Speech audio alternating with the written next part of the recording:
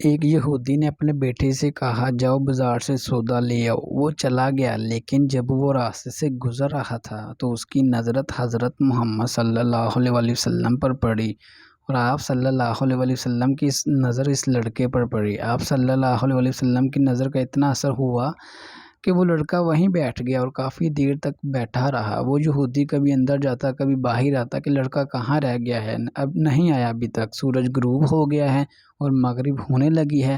لڑکا شام کو گھر آیا تو باپ نے پوچھا ارے نداں اتنی تاخیر کیوں ہوئی؟ باپ بہت غصے میں تھا کہ بڑا نداں اور پاگل بچہ ہے، میں نے کہا تھا جلدی آنا اور اس نے اتنی ہی دیر لگا دی، تمہیں سودا لینے بھیجا تھا اور تم خالی ہاتھ واپس آ گئے ہو، سودا کہاں ہے؟ سودا کہاں ہے؟ بیٹا بولا سودا تو میں خرید چکا ہوں۔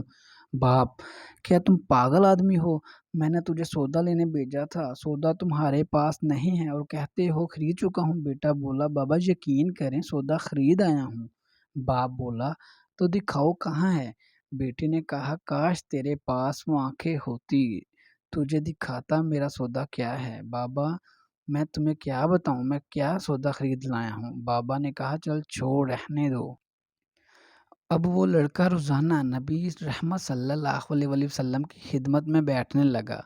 وہ یہودی کا اکلوتا بیٹا تھا، بہت پیارا تھا، اس لیے کچھ نہ کہا۔ کچھ دنوں بعد وہ لڑکا بیمار ہو گیا، کافی دن بیمار رہا، اتنا بیمار ہوا کہ کمزوری کی وجہ سے کروٹ لینا بھی مشکل ہو گیا اور پھر قریب المرگ ہو گیا۔ یہودی بہت پریشان تھا، وہ بھاگا ہوا آیا اور حضور کی خدمت میں حاضر ہوا اور بولا میں آپ کے پاس آیا ہوں، آپ تو جانتے ہی ہیں کہ میں یہودی ہوں، مجھے آپ سے کوئی اتفاق نہیں ہے، مگر میرا بیٹا آپ کو دل دیے بیٹھا ہے اور اس وقت قریب المرگ ہے، آپ کو رات دن یاد کر رہا ہے، کیا ممکن ہے آپ اپنے اس دشمن کے گھر اپنے عاشق کو ایک نظر دیکھنا پسند کریں گے؟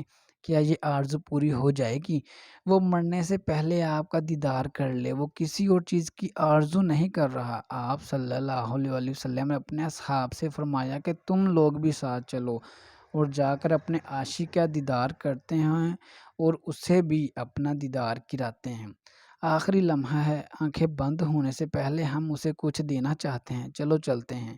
یہودی کے گھر پہنچے تو لڑکے کی آنکھیں بند تھی۔ حضور صلی اللہ علیہ وآلہ وسلم کا سراپا کرم ہی کرم ہے۔ لڑکے کی پیشانی پر اپنا دست مبارک رکھا، لڑکے کی آنکھیں کھل گئی جیسے زندگی لوٹ آئی ہو، جسم میں طاقت آ گئی، نہ توانائی میں جوانی آئی، آنکھیں کھولیں، رخ مصطفیٰ صلی اللہ علیہ وآلہ وسلم پر نظر پڑی، ہلکی سی چہرے پر مسکراہٹ آئی، لب کھل گئے، مسکراہٹ پھیل گئی۔ حضور صلی اللہ علیہ وآلہ وسلم نے فرمایا بس اب کلمہ پڑھ لو۔ لڑکا اپنے باپ کا منہ تکنے لگا۔ یہودی بولا میرا منہ کیا تکتا ہے؟ ابو القاسم محمد ابن عبداللہ صلی اللہ علیہ وآلہ وسلم جو کہتے ہیں کر لو۔ لڑکا بولا یا رسول اللہ صلی اللہ علیہ وآلہ وسلم میرے پاس تو کچھ بھی نہیں ہے۔ آپ نے فرمایا بس تم کلمہ پڑھ لو، میں جانوں اور جنت جانے، تم میرے ہو جاؤ، جنت بھی تو میری ہے، جنت میں لے جانا میرا کام ہے۔ لڑکے نے کلمہ پڑھا، جب اس کے منہ سے نکلا محمد رسول اللہ، روح پرواز ہو گئی، کلمے کا نور اندر چلا گیا، آنکھیں بند ہو گئیں، لب خاموش ہو گئے۔ لڑکے کا باپ جو کہ یہودی تھا بولا محمد صلی اللہ علیہ وآلہ وسلم میں اور آپ دونوں مخالف ہیں، اس لیے یہ لڑکا اب میرا نہیں رہا، اب یہ اسلام کی امانت ہے، اگر کشان نبوت صلی اللہ علیہ وآلہ وسلم اس کا جنازہ اٹھے تب ہی اس کی عزت ہے، لے جائیں اس کو۔ پھر آپ صلی اللہ علیہ وآلہ وسلم نے اپنے صحابہ سے فرمایا سب مل کر اسے اٹھاؤ اور اس کے جنازے کو کندھا دو۔ آپ صلی اللہ علیہ وآلہ وسلم جب یہودی کے گھر سے نکلے تو یہ فرماتے جا رہے تھے اس اللہ کا شکر ہے جس نے میرے صدقے اس بندے کو بخش دیا، اللہ اکبر، کیا مقام ہوگا اس عاشق کی میت کا جس کو اصحاب رسول جیسی عظیم ہستیاں کندھا دے رہی ہوں اور آگے آگے محمد مصطفیٰ صلی اللہ علیہ وآلہ وسلم خود ہوں۔ قبر تیار ہوئی، کفن پہنایا گیا، حضور صلی اللہ علیہ وآلہ وسلم قبر کے اندر تشریف لے گئے، قبر میں کھڑے ہوئے اور کافی دیر کھڑے رہے اور پھر آپ نے اپنے ہاتھوں سے عاشق کی میت کو اندر اتارا۔ آپ صلی اللہ علیہ وآلہ وسلم قبر کے اندر پنجوں کے بل چل رہے تھے، مکمل پاؤں مبارک نہیں رکھ رہے تھے۔ کافی دیر کے بعد آپ صلی اللہ علیہ وآلہ وسلم قبر سے باہر آئے تو چہرے پر تھوڑی زردی چھائی تھی، تھکن محسوس ہوئی۔ صحابہ پوچھتے ہیں یا رسول اللہ یہ کیا ماجرا ہے؟ پہلے تو یہ بتائیے آپ صلی اللہ علیہ وآلہ وسلم نے قبر میں پاؤں مبارک مکمل کیوں نہیں رکھا؟